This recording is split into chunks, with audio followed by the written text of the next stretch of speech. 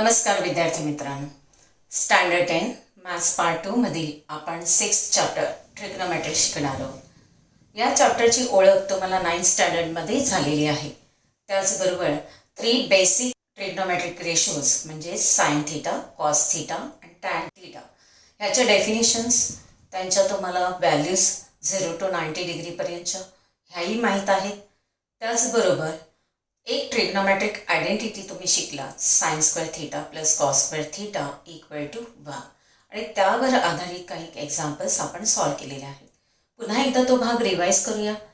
त्यांचे डेफिनेशन्स, त्यानंतर त्यांचं व्हॅल्यूजचा चार्ट आणि आयडेंटिटी हे सर्व आपण पुन्हा रिवाईज करतोय. त्याचबरोबर आणखी 3 ट्रिग्नोमेट्रिक रेशोज आता आपण शिकणार आहोत.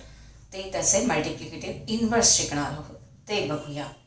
म्हणजे टोटल आपल्याला 6 ट्रिग्नोमेट्रिक रेशोज, त्यांच्या व्हॅल्यूजचा चार्ट, आयडेंटिटीज आणि त्यावर आधारित प्रॅक्टिस सेट 6.1 आणि 6.2 ॲप्लिकेशन बेस फॉर्म आहे, तो सुद्धा आपण अभ्यासणार आहोत.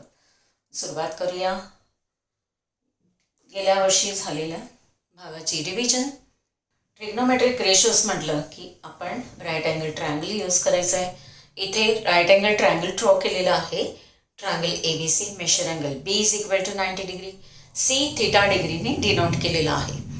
आता थीटा डिग्रीच्या अपोजिट साईड जी आहे AB, ती opposite side of theta degree आहे. थीटाला लागून असलेल्या 2 साईड आहेत, AC आणि BC. त्यापैकी AC ही हायपोटेनस आहे आणि BC ही adjacent side to the theta degree. बरोबर. आता साइन थीटाची डेफिनेशन तुम्हाला माहीत आहेच. Sine theta is equal to opposite side upon hypotenuse. मी थोडक्यात लिहिते, opposite upon hypotenuse. Opposite side आहे AB upon AC. Cos theta is equal to adjacent upon hypotenuse. Adjacent upon hypotenuse. Adjacent side आहे BC upon AC. tan theta is equal to at opposite side upon adjacent side, which is equal to AB upon BC. हे 3 trigonometric ratios तुम्ही शिकलात. त्याचबरोबर आणखीन काही फॉर्म्युले तुम्ही शिकले आहेत. Sine theta is equal to cos of 90 minus theta and cos theta is equal to sin of 90 minus theta. त्याचबरोबर tan theta is equal to sin theta upon cos theta. आणखी आयडेंटिटी तुम्ही शिकला आहात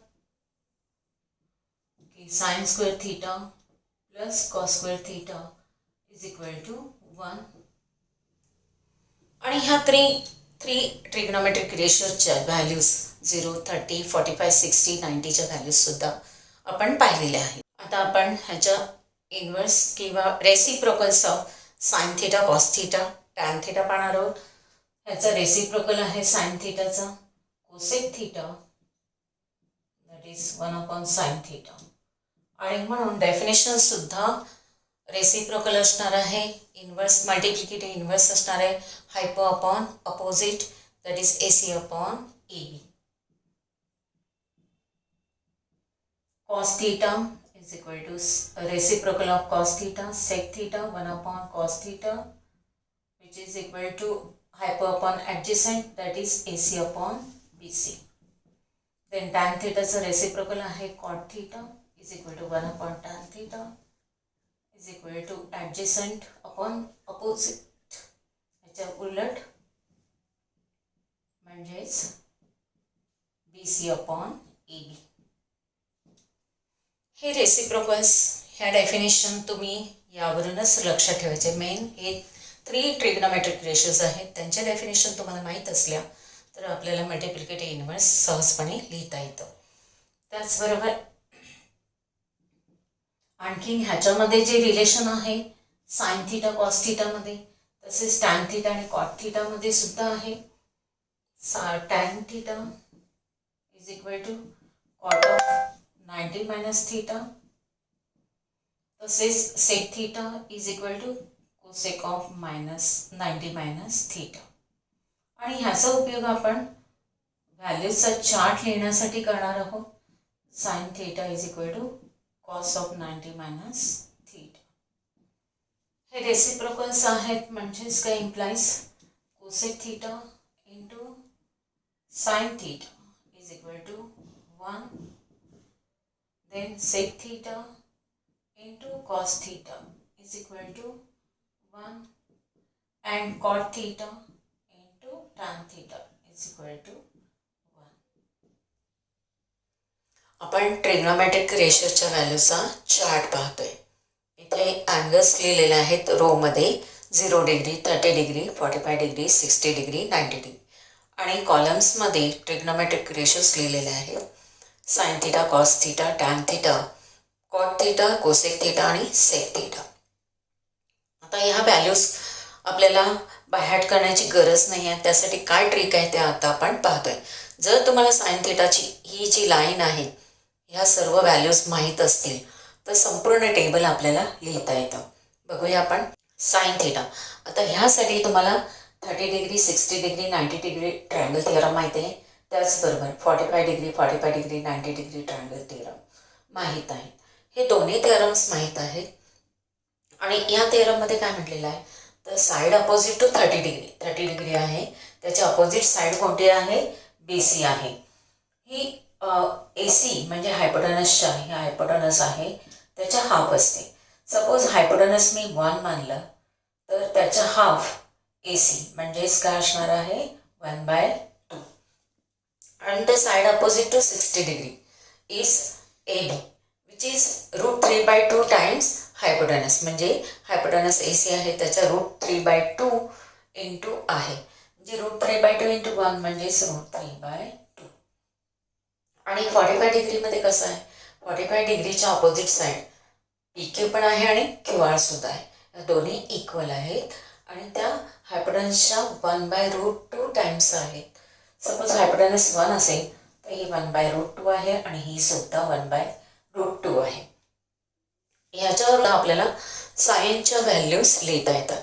बघा साइन 0, आपण sign 0 म्हटल्यानंतर हा angle जर 0 डिग्री झाला तर समोरची साईड 0 होणार आहे.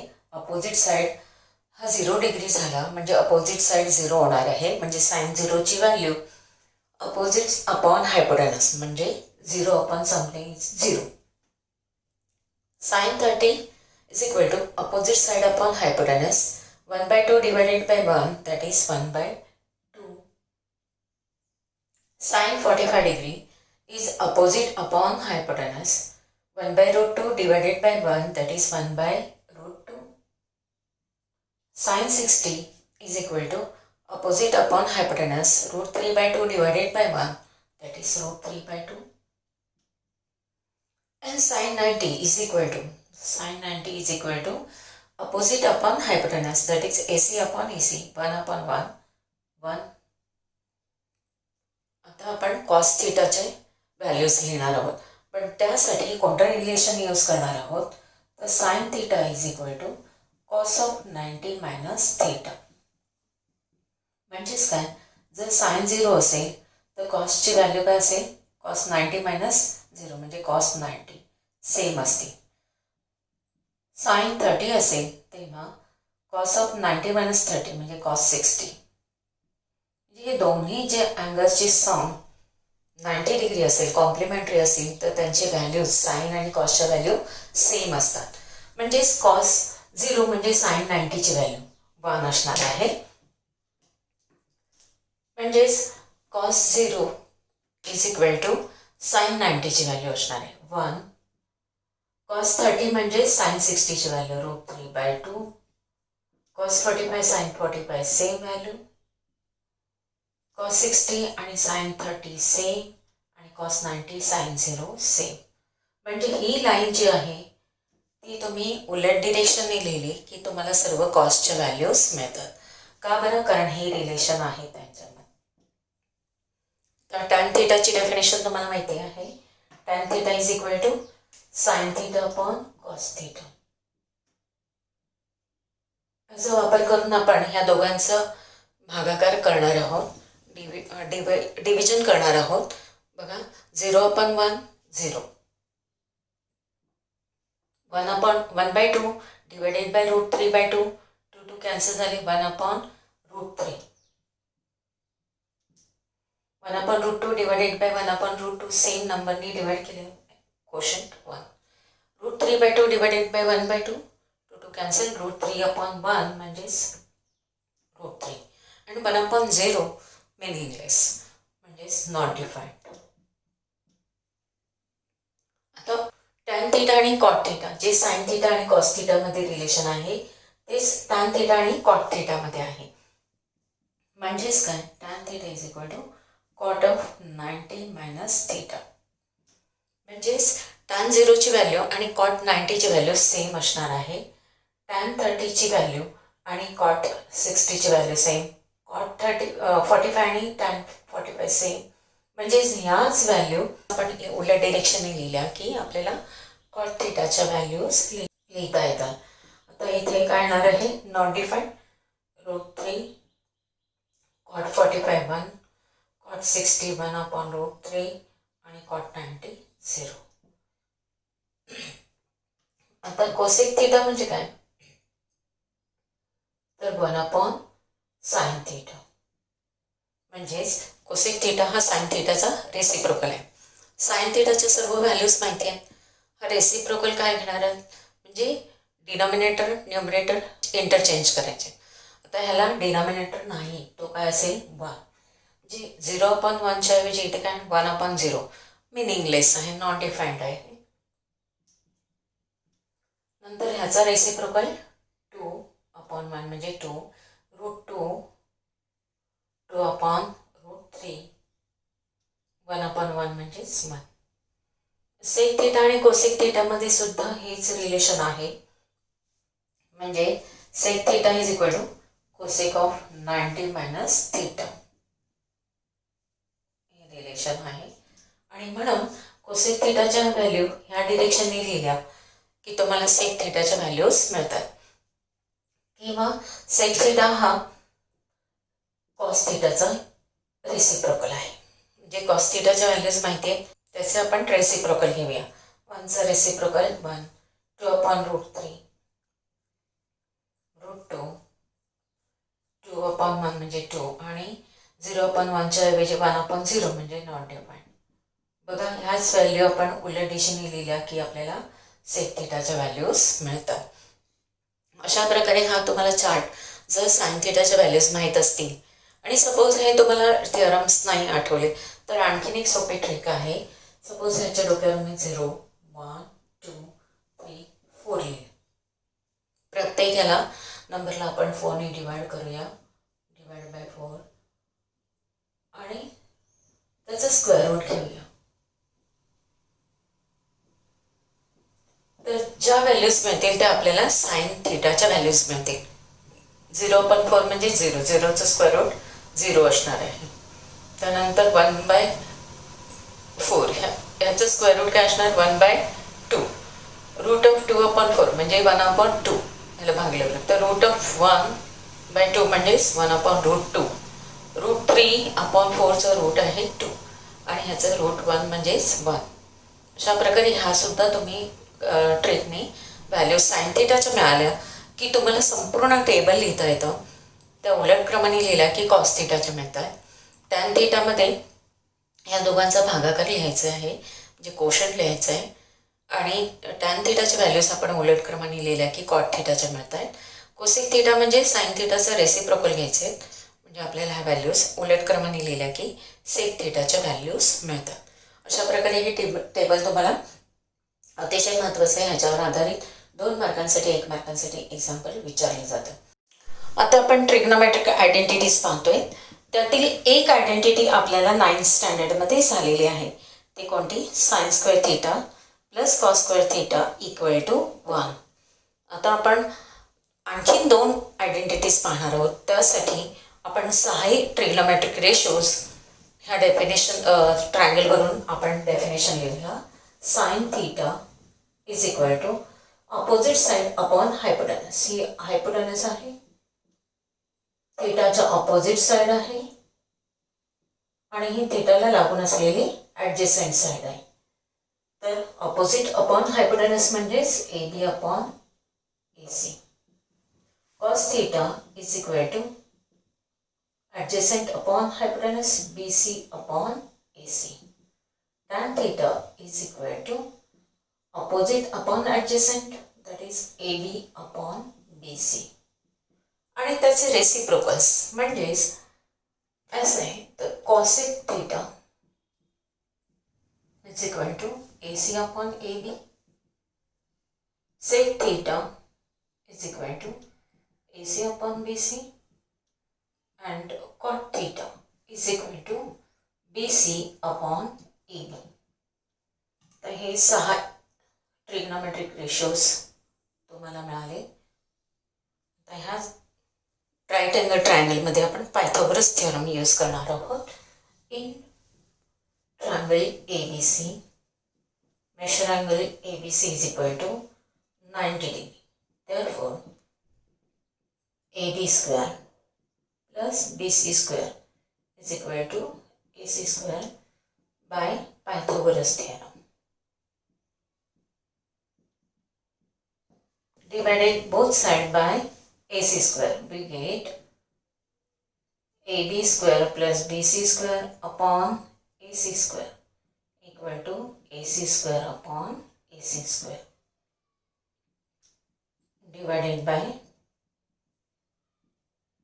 AC square.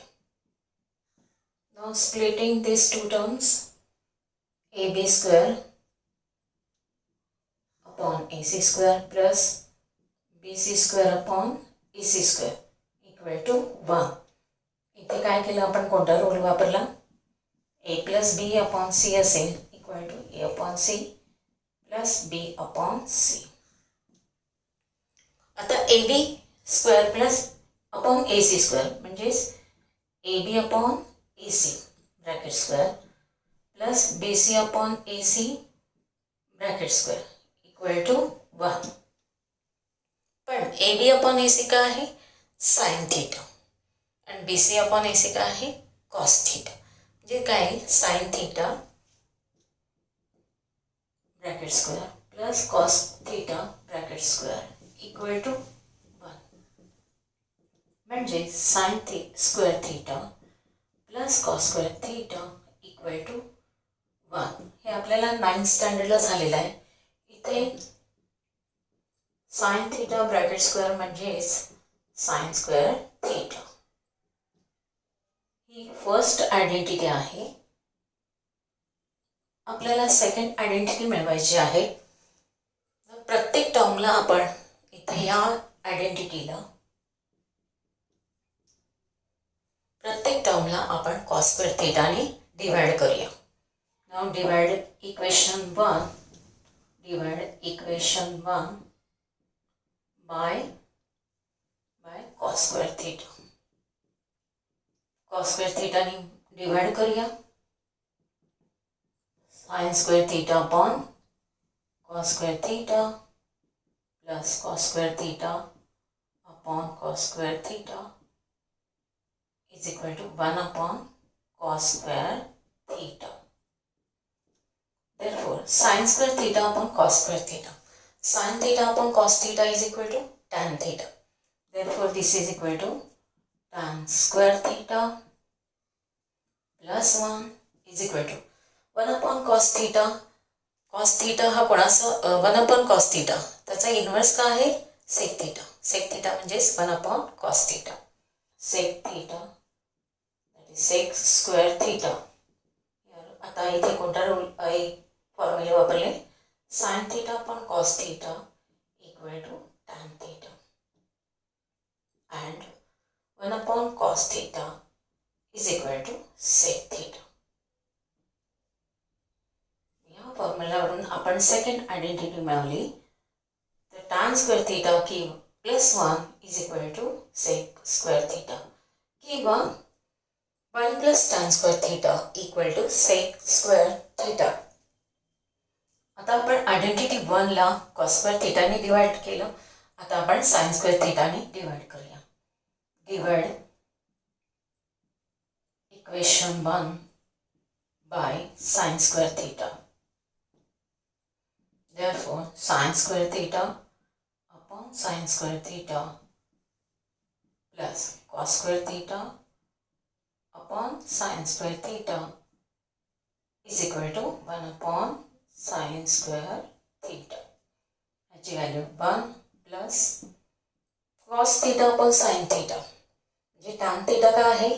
sin theta upon cos theta. cos theta upon sin theta म्हणजेच tan theta चा इनव्हर्स म्हणजेच cot theta. cot square theta equal to 1 upon sin theta म्हणजे cosec theta. 1 upon sin square theta is equal to cosec square theta. हे आपल्याला third identity मिळाली. अशा प्रकारे आपल्याला 3 आयडेंटिटीज माहिती झाल्या. या आयडेंटिटीज तुम्ही लक्षात ठेवायच्या आहेत, कारण ह्या आयडेंटिटीजचा वापर करून एखादा ट्रिग्नोमेट्रिक रेशोची व्हॅल्यू दिलेली असेल तर उरलेल्या रिमेनिंग 5ही ट्रिग्नोमेट्रिक रेशोची व्हॅल्यूज आपल्याला काढता येते आयडेंटिटीचा वापर करून. त्यामुळे ह्यावर आधारित आपल्याला प्रॅक्टिस सेट 6.1 आहे तो आपण सॉल्व करूया.